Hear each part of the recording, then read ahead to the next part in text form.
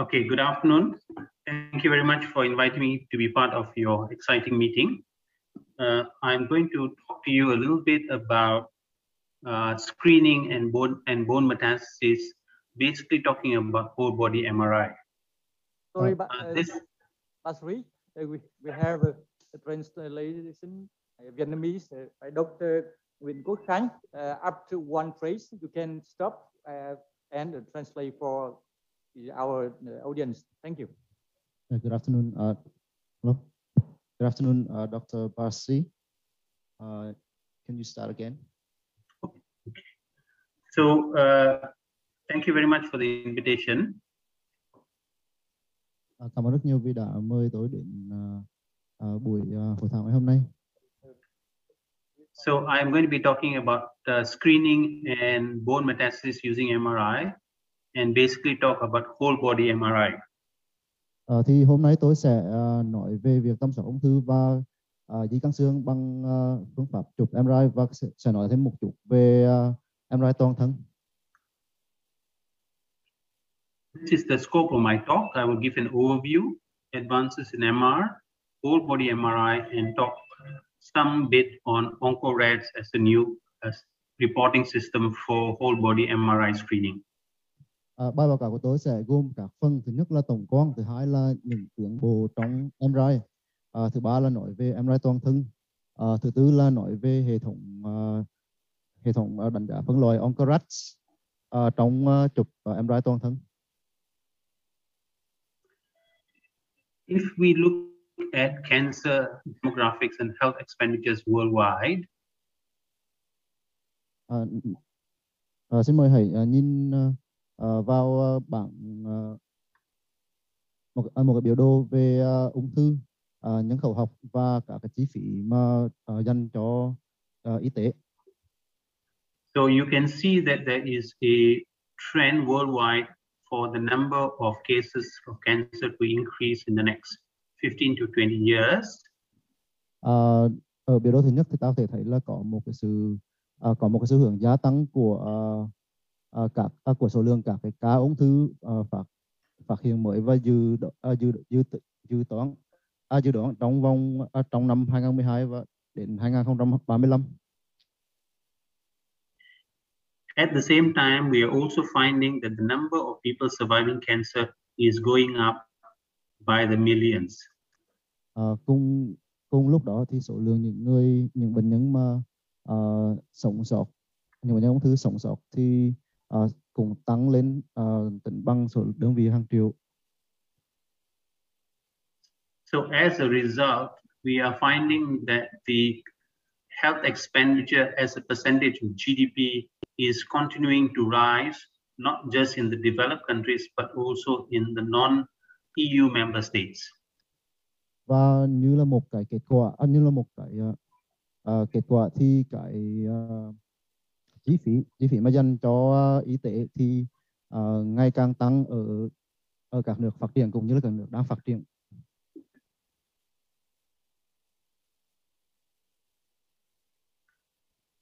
So if we then look at the relative survival by age, the age-specific colorectal cancers, as well as the cumulative instances of death by comorbidity status, we will find that for all stages of disease, there is both a very young population, a middle-aged population, and an elderly population. Nếu chúng ta nhìn vào biểu đồ này thì sẽ thấy cái tỷ lệ của ung thư đại trực tràng thì sẽ thấy là cái tỷ lệ sống thì nó có liên quan đến tuổi. So, and if you then look at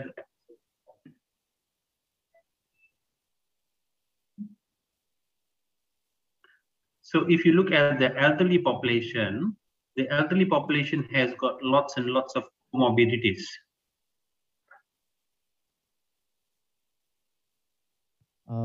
Ở những bệnh nhân lớn tuổi thì tỷ lệ tử vong sẽ cao hơn. So what we will find is that there will be more and more, there is an increased need for surveillance and monitoring of these patients, the younger as well as the middle age. And for the older patients, they have lots and lots of comorbidities. So radiation and repeated use of iodinated contrast media are going to be risk factors for managing these patients. Như vậy thì chúng ta sẽ thấy là chuyên ngành để thầy dịch cho em đoạn để em lấy bình tĩnh. Thứ nhất là trong ung thư đại trực tràng á, thì cái bảng đầu tiên các bạn nhìn thấy đó là một cái tuổi trung bình mà sống sót từ một cách tương đối đó. Thì nếu như một cái tỷ lệ chung á, là tất cả các lứa tuổi thì nó nằm ở cái chặng là 64, 68, 69. Nhưng mà đến khi cái tuổi mà lứa tuổi lớn á, thì nó chỉ còn có 14, 21, 16, 10%, đó là những cái tỷ lệ survival rất là thấp ở những cái bệnh nhân lớn tuổi. Tương tự như vậy á, thì cái tỷ lệ ở bên cái đặc thù của ung thư đại trực tràng qua phía bên này á, là cái tuổi của chẩn đoán á, thì nó lui dần ở cái tuổi dưới 60 vân vân và lên đến tận đến tuổi 85. Còn ở bên này á, là cái tỷ lệ tử vong mà chết của nó là nó phối hợp rất là cao. Nếu như cái người mà có nhiều cái bệnh lý đi kèm theo thì nó tỷ lệ tử vong cao. Có một bệnh lý đi kèm á, thì tỷ lệ tử vong ở cái đường chấm chấm. Còn nếu không có những bệnh lý đi kèm thì tỷ lệ tử vong nó nằm thấp ở cái phía dưới. Rõ chưa? Thì đây là một cái tổn thương của ung thư đại trực tràng, đúng là cái này nó liên quan đến ung thư mà phải nắm bắt về dịch tễ học thì mình dịch nó thoải mái hơn. Thôi em tự tin dịch đi, không có vấn đề gì hết nhá. Cảm ơn thầy. Sorry, Professor Basri, because for many explain, we left time to explain for audience. Thank you. Let's continue. Thank you. Okay. So what is going to happen is, as we are able to take care of our people and they live longer, these people are then going to require more and more medical resources, and because they're going to live longer, it's going to take on more and more resources. So this is what is called the Sisyphus effect. Thì ở đây giáo sư còn nói về một cái hiệu ứng gọi là hiệu ứng Sisyphus, tức là càng lúc sẽ càng có nhiều người lớn tuổi mà được chăm sóc sức khỏe tốt hơn, và càng lúc càng có nhiều người lớn tuổi thì sẽ cần nhiều cái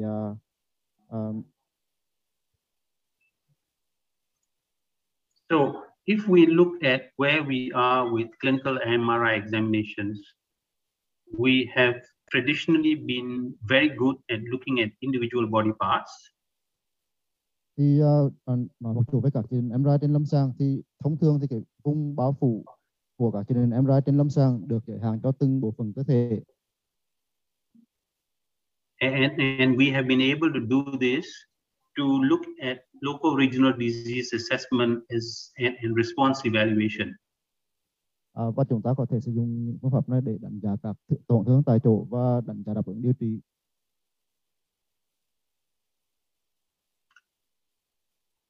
So if we look at what is it that we have in our MRI toolbox, we have diffusion weighted imaging, which is widely adopted. Thì khi nhìn vào những cái công cụ mà chúng ta có trên MRI thì có chuỗi xung diffusion là được sử dụng rất là rộng rãi. Okay. We also have tumor vascularity and diffusion, where we do dynamic contrast enhanced sequences using exogenous contrast agents, as well as arterial spin labeling with MR tagging.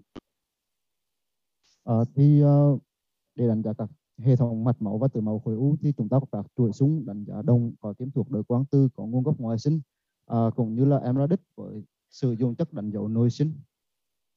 Okay, we also have sequences like blood oxygen level dependent bold sequences which look at tissue hypoxia. Ngoài ra chúng ta còn có các chuỗi xung, ví dụ như là chuỗi xung bold để đánh giá sự thiếu oxy của mô. And then we have MR spectroscopy, which can look at the chemical composition within the tumor and its microenvironment. Ngoài ra chúng ta có MRI phổ, thì có thể giúp đánh giá được các thành phần hóa học bên trong khối u và môi trường vi mô của khối u. Okay, and I think we have functional MR sequences, as shown by the previous speaker, which continues to expand the development of MRI. Ngoài ra thì việc nghiên cứu phát triển các chuỗi xung MRI chức năng thì đang ngày càng được mở rộng. So here are two images. One is a whole body MRI and the other one is a PET. Can you guys guess which is which? Ở đây có hai hình ảnh, một hình ảnh là MRI toàn thân và một hình ảnh là PET, thì mọi người có thể đoán được là hình nào là kỹ thuật nào không ạ?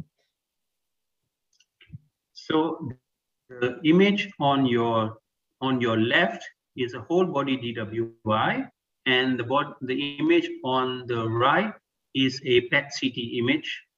And with the data that we have today, the accuracy, sensitivity, and specificity between whole body MR and PET CT is about the same.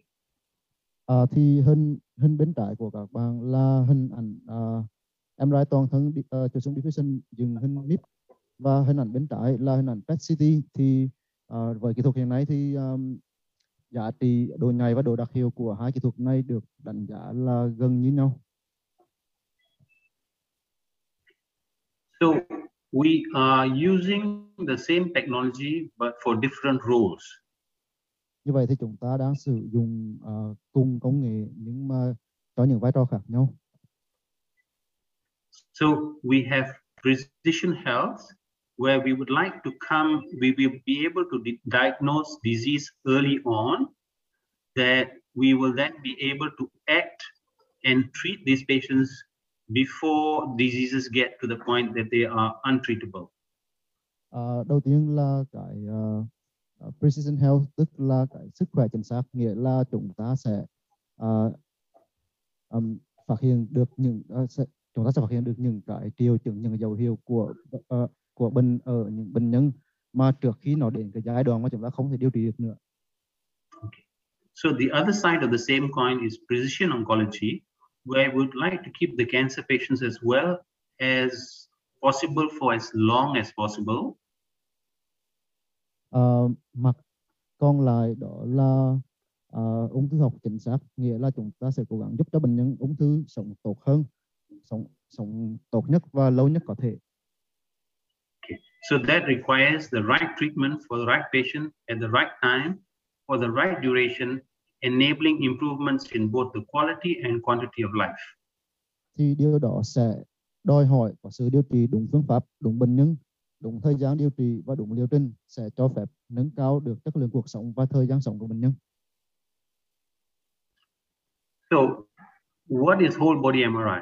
Whole body MRI is a technique which allows adequate quality images for full body coverage to be attainable within an acceptable scan duration. Như vậy thì chúng ta sẽ MRI toàn thân là gì? MRI toàn thân là một kỹ thuật mà cho phép chúng ta đạt được hình ảnh chất lượng cao, có thể đạt được trong độ bao phủ toàn thân với thời gian quét chấp nhận được. And this is due to improvements in hardware, where we have better gradient coils, interconnected phase array coils, protocols, as well as sequence design such as parallel imaging strategies.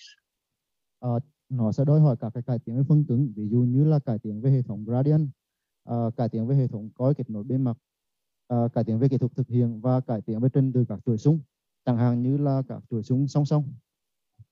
And this is already in clinical practice for metastatic breast, prostate, as well as multiple myeloma. Và đây là một kỹ thuật nên được sử dụng một cách thường quy trong các bệnh lý ác tính mà có xu hướng tổn thương lan tỏa, ví dụ như là di căn tiền liệt tuyến, di căn ung thư vú và bệnh đau tủy. So if you look at, you already know that if you find lesions on a whole body MR, you can then go and do targeted assessment of these cancers. And this has already been proven for cancers in the brain, head and neck, liver, rectum, gynecology. So we have a way of looking at it broad, and then we have a way of then focusing on the areas that we need to focus at. Như vậy thì cái MRI toàn thân này sẽ có độ chính xác cao trong đánh giá bệnh lý nguyên phát ở nhiều vị trí của ung thư, ví dụ như là não, đầu mặt, đầu cổ, gan mật, trực tràng, phụ khoa, tuyến tiền liệt, xương và mô mềm, và nó sẽ cho chúng ta một cái nhìn tổng quát với bệnh nhân. Sau đó chúng ta có thể tập trung vào những cái phần mà bị tổn thương. So because we have DWI and we can measure the ADC values of the tumors, we can then use MRI to look at response of these tumors either after ablation, chemotherapy, radiation, or local regional therapies, and even after systemic treatments.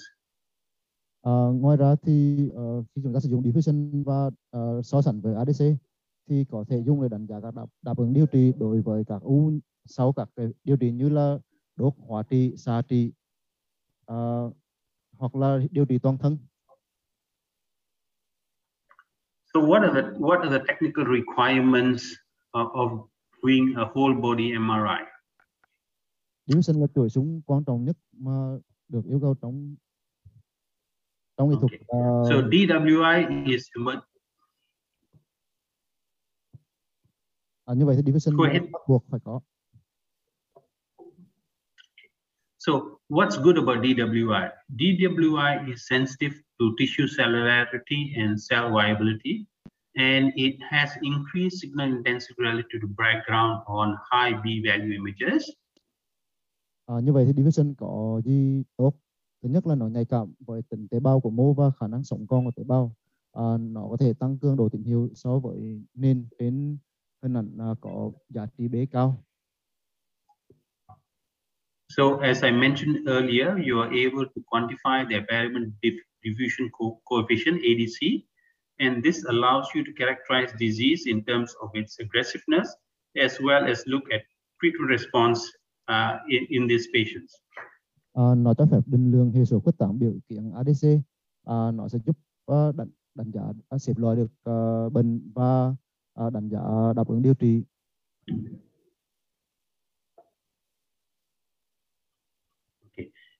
DWI has also been shown to have high accuracy for detecting bone metastasis and muscle edema compared to STIR. Chuỗi súng diffusion được đánh giá là có độ chính xác cao hơn để phát hiện các di căn xương và phù của cơ so với là chuỗi súng STIR. And it has the possibility of reducing the need for contrast media administration. Và chuỗi súng diffusion có thể giảm cái sự cần thiết của thuốc đối quang từ. So when we do a whole body MRI, you would cover vertex to upper thigh as you would do with a PET CT. Thì như vậy khi chụp MRI toàn thân chúng ta sẽ có trường quẹt từ vòm sọ đến là phần trên của đùi, giống như tương tự như là một PET CT. So however, if you have patients who have melanomas which involve the long bones, or when you suspect soft tissue disease, then you have to do vertex to feet, including proximal upper limbs. Trong trường hợp mà đánh giá các bệnh liên quan đến xương dài hoặc là có nghi ngờ có tổn thương mô mềm ở những bệnh nhân ung thư da chẳng hạn, thì cần phải mở rộng phạm vi bao phủ từ vòm sọ đến bàn chân và gồm cả các gốc của chi trên.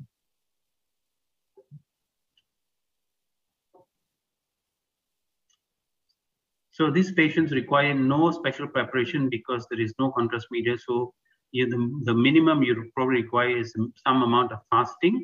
But other than that, you just scan the patient's supine with the arms by the side, and you can bend the knees to support them so that it is more comfortable while the patient's in the MR scanner. Bởi vì không có tiếp tục đối quang tư nên thực sự là không cần có sự chuẩn bị đặc biệt nào trước đó, mà bệnh nhân có thể đặt bệnh nhân quẹt ở tư thế nằm ngửa, tay xuôi hai bên, gối uốn cong và có đệm để bệnh nhân thoải mái. So these are the sequences which are generally used for whole body MR.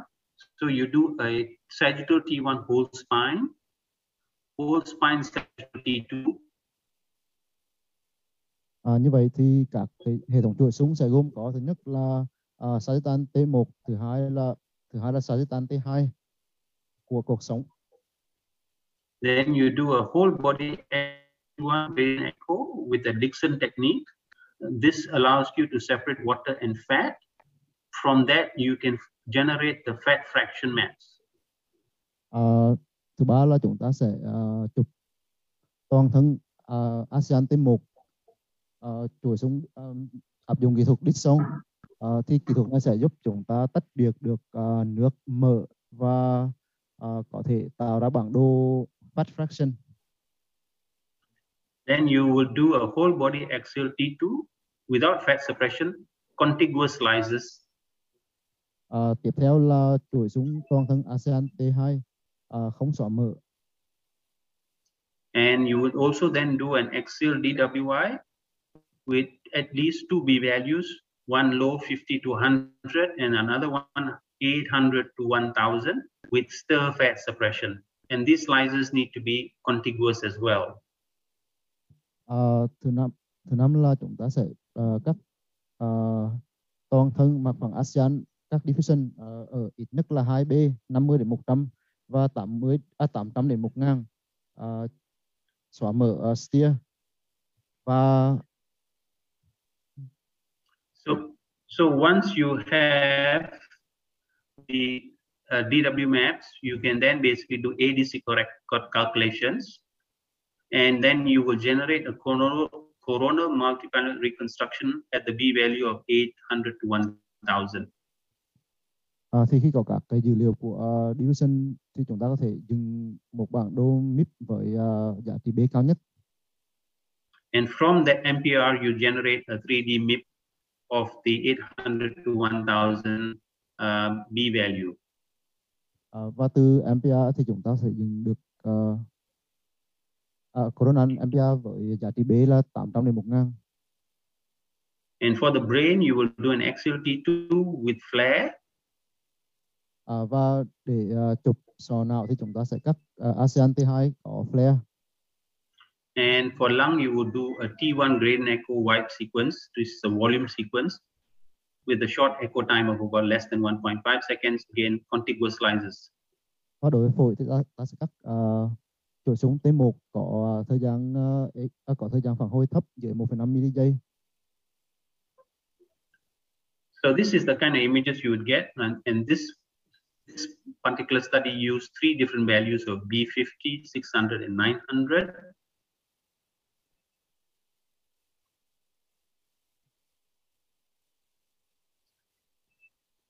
Như vậy thì trên cái hình này là chuỗi xuống diffusion với cái giá trị B value khác nhau.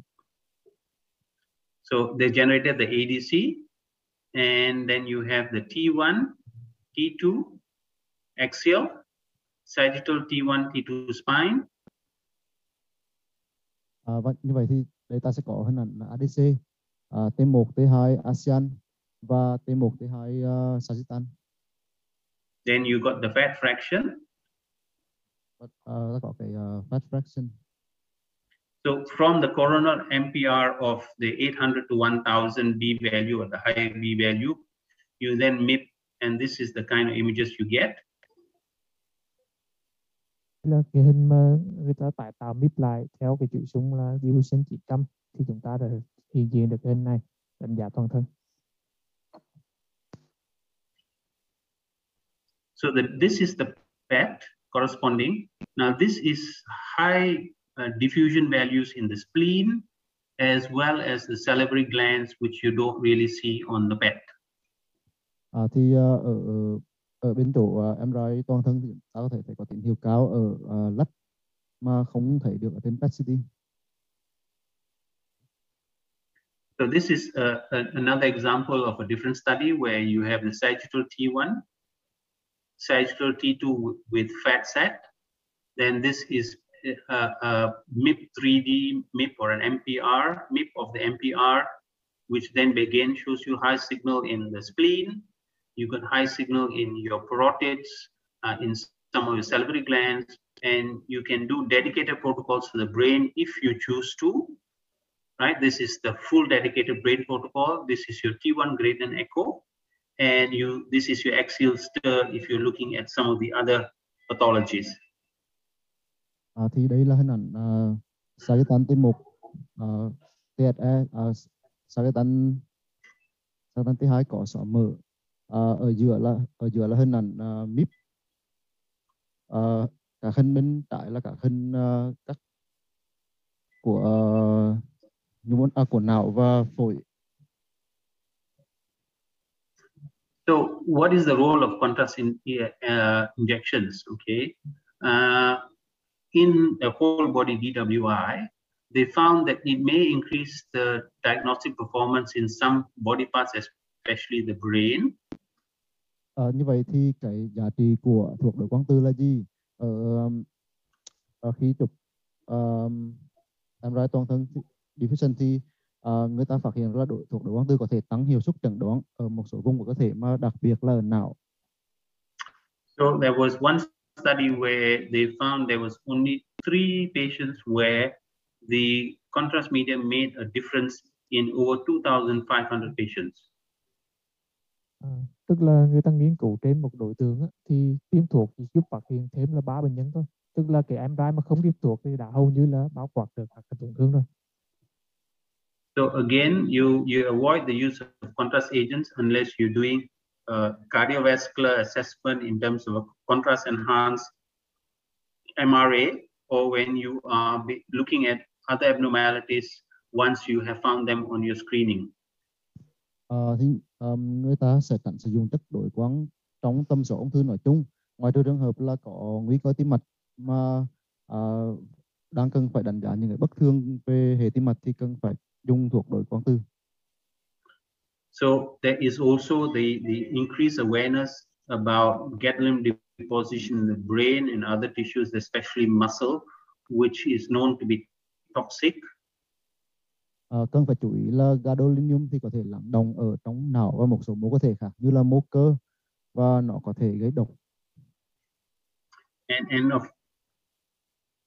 And of course, there's discomfort related to the use of intravenous injections. Và tất nhiên là khi đặt đơn truyền tĩnh mạch thì có thể gây khó chịu cho bệnh nhân. So just to look at the reporting criteria, this is a criteria which has already been, in practice for some time. For advanced prostate cancer, how you report the findings so that the reporting becomes standardized.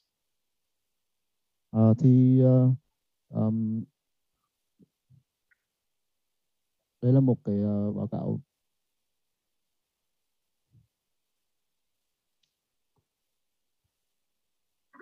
So here is a patient in prostate.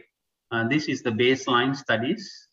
This is the follow-up studies, and you can see there is disease progression of the iliac in the acetabulum. There is disease progression, and there is also new disease in the iliac bone. Thì đây là hình ảnh chụp diffusion ở B900 trước và sau điều trị, thì nó minh họa sự tổn thương, sự xuất hiện sự tiến triển của bệnh và sự xuất hiện tổn thương ở xương chậu bên trái, thì mình thấy ở mũi tên, và sự gia tăng kích thước của tổn thương xương chậu mà đã có trước đó.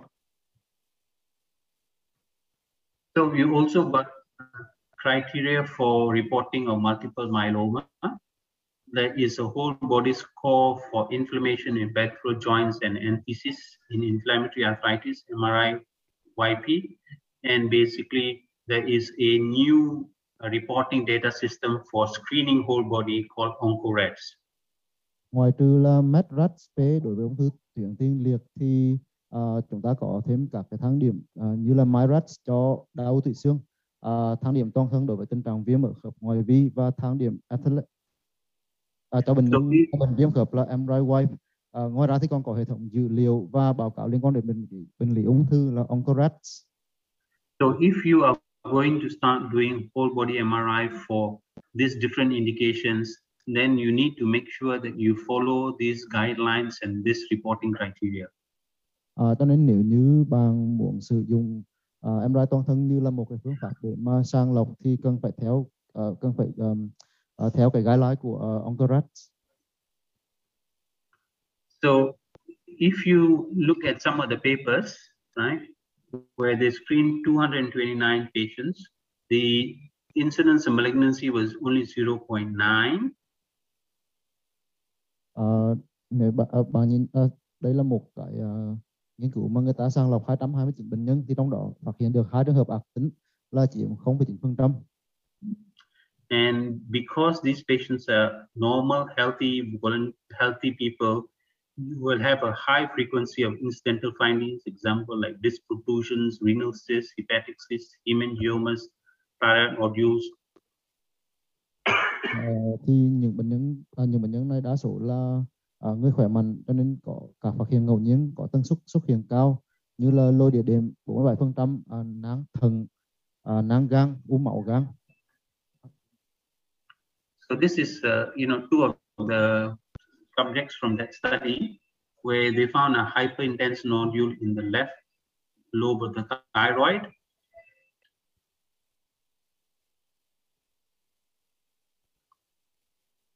Thì cái này thì trên một MRI toàn thân thì thấy một cái hình ảnh tăng tín hiệu, nốt tăng tín hiệu ở cái tuyến giáp phía bên trái.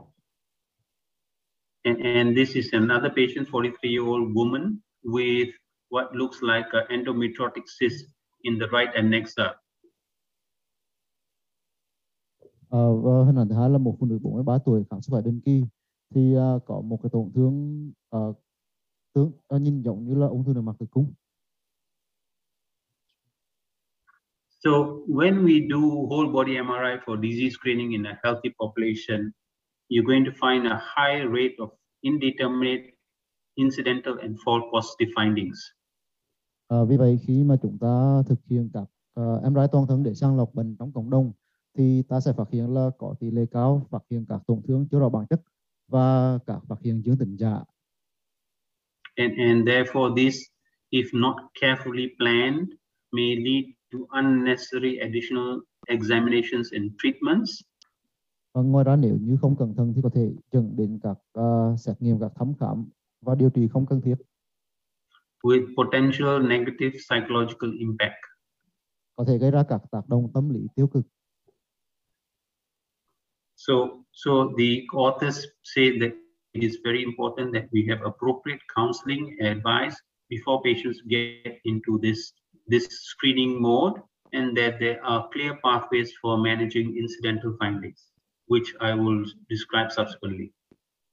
Vì vậy là rất quan trọng, cần phải cung cấp cho bệnh nhân những cái tư vấn phù hợp trước khi thực hiện sàng lọc và cũng như là có lộ trình rõ ràng để quản lý các bệnh nhân có các cái phát hiện ngẫu nhiên này.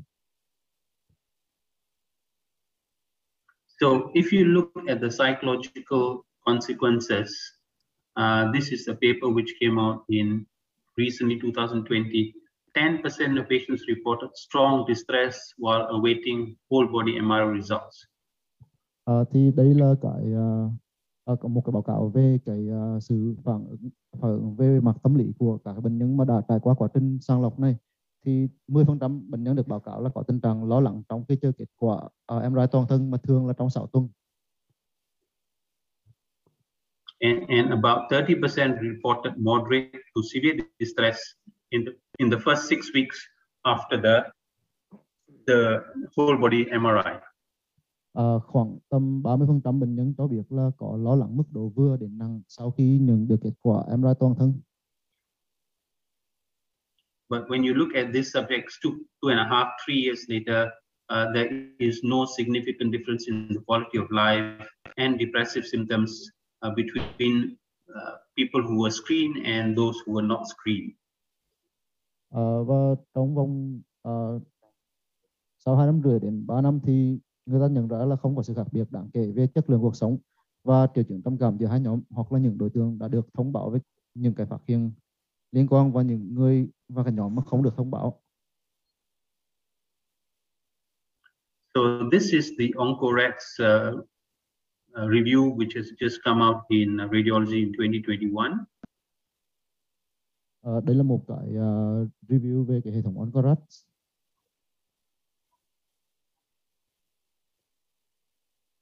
So this is the possible false findings for cancer according to anatomic region.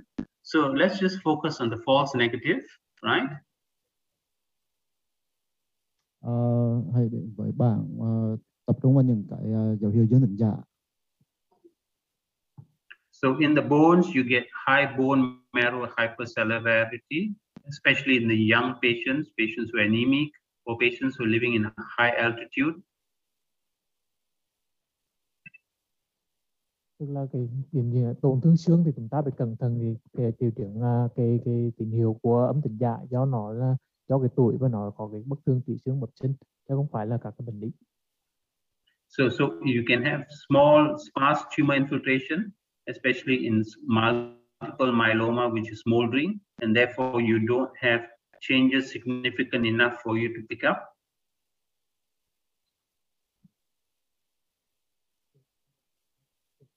Và chúng ta phải xem xét là những cái vị trí nào mà những cái tổn thương nó hay xâm lấn nữa, vì chúng ta phải đánh giá cái tổn thương nguyên phát ở đâu, sau đó chúng ta phải xác định được cái tổn thương nó xâm lấn đi đâu thì chúng ta mới phát hiện được là cái tổn thương nó đúng hay không. So again, small primary tumors in the brain you may miss. Ngoài ra thì có thể có những tổn thương nhỏ ở những môn não mà chúng ta có thể bỏ qua. And then you will have, small lung nodules less than 5 millimeters, or those with pure ground glass appearance less than 1 centimeter. Again, you have a likelihood of having a false negative finding. Có thể có những cái nốt ở phổi kích thước dưới 5 mm, hoặc là tổn thương dạng kính mờ hoàn toàn dưới 1 cm thì ở phổi cũng có thể bỏ qua. And again, if you have tumors which are the clear cell renal cell carcinomas, hepatocellular carcinomas, metastasis with mucinous deposits, and again some melanomas, again you have the possibility of having a false negative finding. Một số trường hợp có thể dẫn đến âm tính giả nữa, ví dụ như là clear cell ung thư RCC clear cell. So for those of you who are interested in this, please go and download this paper. It's very useful and gives you a wealth of information of how to do this procedure. Thì những tài liệu này là có thể tải đến mạng để sử dụng và tham khảo. So this is the reporting template, right? And so what it does is it has a statement regarding the patient's individual risk. Thì đây là cái template, cái biểu mẫu để mà báo cáo lâm sàng các cái bước để đánh giá những bệnh lý mà theo Oncorats. So when you look at the category, again, they have 5 categories, and 1 is normal, 2 is benign finding highly likely, 3 is benign finding likely. Thì ở Oncorats sẽ có 5 cái mức độ. Mức độ 1 là bình thường, mức độ 2 là khả năng cao là lành tính, mức độ 3 là khả năng lành tính. And then you will have Oncorats 4, which is malignant finding likely, and Oncorats 5, where malignant finding highly likely. Oncorats 4 là khả năng là ác tính, và Oncorats 5 là khả năng cao là ác tính. So if you look at the flow chart, if you are a general population and you have an Oncorats 3, then you are an intermediate category which requires active follow-up. Đây là một cái bảng mà ví dụ như bạn ở trong nhóm general population, tức là nhóm cư dân bình thường có phân độ Oncorats là 3, thì cái khả năng mắc ung thư của bạn sau khi thực hiện MRI toàn thân là trung bình và đòi hỏi là phải có theo dõi. So however, if you're in the high risk population and Oncorats even 1 or 2 requires that you be in the active follow-up group and in not the no follow-up group for the general population.